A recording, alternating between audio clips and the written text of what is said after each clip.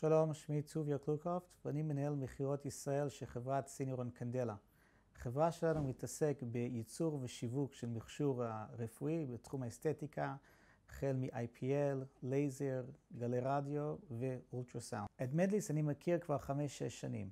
המדיניות של חברת סינירון כחברה מסחרית היא לא לתת פריסת תשלומים ללקוחותינו. כאן מדליס נכנסת לתמונה כשותף עסקי שלנו.